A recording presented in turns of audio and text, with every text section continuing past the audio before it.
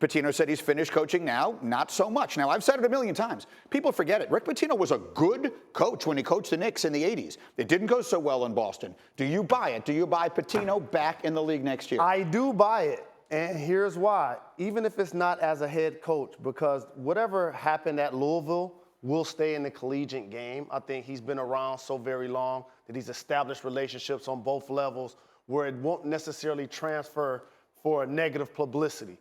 When you're a team and you don't have a star player, guess what you need to do? Have a star coach in the NBA. That makes you a level of relevancy. Say, for example, this may or may not happen, the Cleveland Cavaliers decided to hire Rick Pitino.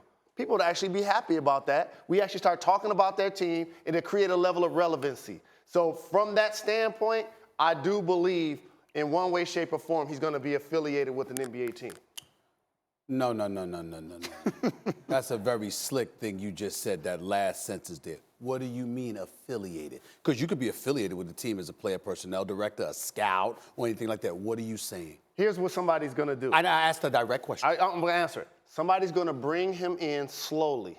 They're going to hire him to be an advisor to the owner, to the general manager, an associate coach. And then before you know it, he's going to continue to get more opportunities with that franchise. The reason why I was questioning Jalen Mike Greenberg is because I was saying there's no way in hell that Rick Pitino is going to be a head coach again in the National Basketball Association. It's not going to happen. I don't think it's ever going to happen. But it's not that he doesn't deserve it. What happened in college, Jalen's right. That's on the collegiate level. Clearly, he's qualified. And when you consider the up-tempo style that we're seeing take place in the NBA, that's certainly something that Rick Pitino essentially mastered. Yeah. And not just on the collegiate level, but in his time in the NBA as well. The problem is, and Jalen didn't bring this up, but he'll nod in affirmation when I say this, in my opinion.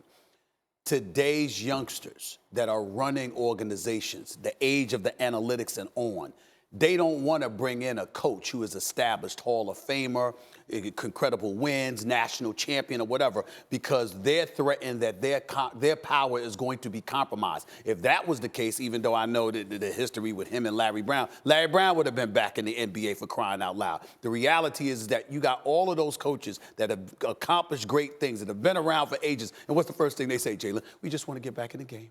We just want to be there. We just want to be a part of it. We miss it so much. And I mean, everything is missing but Kleenex tissue, okay? But the reality is that when they come there, it's a bunch of young bucks that they don't feel know the game nearly as much as they do, okay? All the nuances that come with it, all the politics that come with it, and their mentality is that they're in takeover mode. So if you are a youngster and you're running a franchise or you're in the age of analytics or what have you, and you're trying to establish your own name, your own cachet, the worst thing you can do in your mind is bring one of those old school, accomplished coaches on board, because you'll never trust them to toe the line. And that's the problem. I don't think it's right, because I think both he and Larry Brown could do some great things in the NBA. But I do believe that's the mentality. And a matter of fact, I've been told that's the mentality. I'm going to go a little higher than like a staff member. I'm going to go ownership.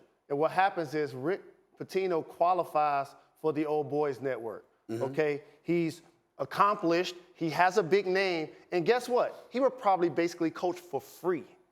That's how desperate he is to get back into the league. So if you can bring that level of cachet to your organization for a team that gets no press, that has no coverage, my problem with your argument is that you're making sense. I don't disagree with what your premise is. I'm saying they won't trust it.